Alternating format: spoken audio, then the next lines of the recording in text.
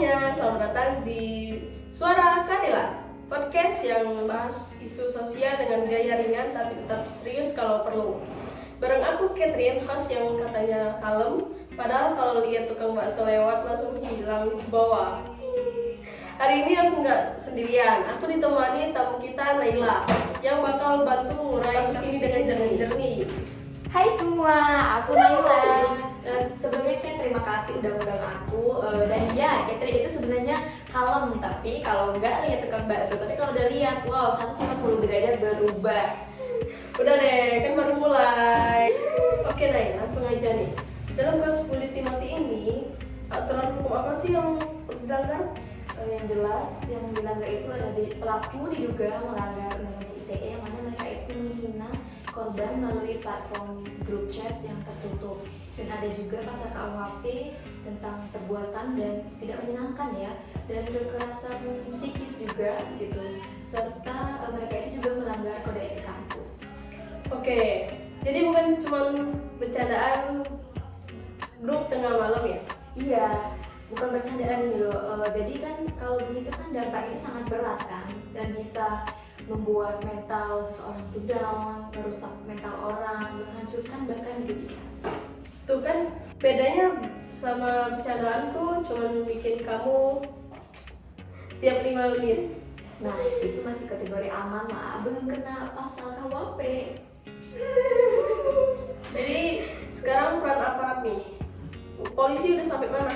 Polisi sih udah mengambil saksi dan melakukan penyelidikan, dan ternyata itu ada 8 orang pelaku yang tersangka dalam konteks perundungan, dan serta sampai Timothy itu wafat pun mereka masih merundung di dalam platform chat grup tertutup, serta kampus juga lebih dulu memberikan sanksi seperti pengurangan soft skill dan kewajiban untuk membuat surat pernyataan. Jadi polisi jalan sih, tapi pelan ya? Iya, masyarakat jadi menilai penegakan hukum itu kan lambat dan belum tegas kan? Kayak menunggu chatan gebetan dibalas ya. Statusnya typing tapi hasilnya nggak muncul-muncul. Oke, apakah korban atau saksi dapat perlindungan? Sayangnya tidak, kasus ini itu baru terungkap setelah korban itu meninggal dunia kayak.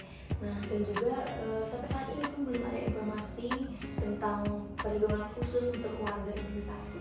Miris banget ya, padahal seharusnya kampus itu jadi tempat yang aman. Dan sistem perlindungan terhadap korban bullying di Indonesia ini kan masih lemah. Jadi seharusnya aparat pemerintah atau aparat lainnya harus tindak tegas. Menurut kamu nih, tantangan terbesar apa dalam kasus ini? Yang paling sulit itu adalah pembuktian, menghubungkan langsung tindakan bullying dengan kematian korban itu sangat berat sih secara hukum. Soalnya bukti ada di grup chat tertutup, serta selain itu juga kampus ya secara kecenderungan ini menyelesaikan dulu secara internal. Kayak nyari screenshotan chat yang hilang gara-gara HP-nya penuh terus auto delete ya. Susah banget. Iya, kurang lebih begitulah, tapi lebih rumit gitu. Sekarang apakah proses penegak hukum ini sudah efektif? Saya belum ada penyelidikan, tapi hasil itu belum konkret, dan juga sanksi akademik dari kampus itu sebenarnya tidak sebanding dengan penderitaan korban serta keluarganya. Betul, kayak ngasih permen buat nyembuhin pada tulang, tapi nggak nyambung. Nah, kurang lebih begitu. Bagi kamu nih, apa peran teman sebaya? Ya, teman sebaya itu seharusnya mendukung korban serta mencegah terjadinya kasus ini lagi, mau dimanapun, di lingkungan manapun, dan serta harus berani ya, intinya itu harus berani dulu untuk mengungkapkan suatu hal yang tidak mengenakan atau melaporkanlah tindakan bullying yang dimanapun kita terjadi. Apa kewajiban kampus terhadap kasus Timothy ini?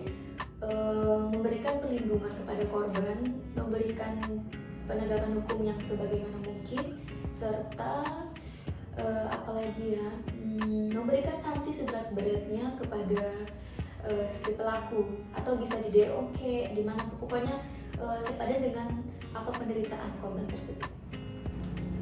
Bagi kamu, mengapa kasus Timothy ini ramai sekali?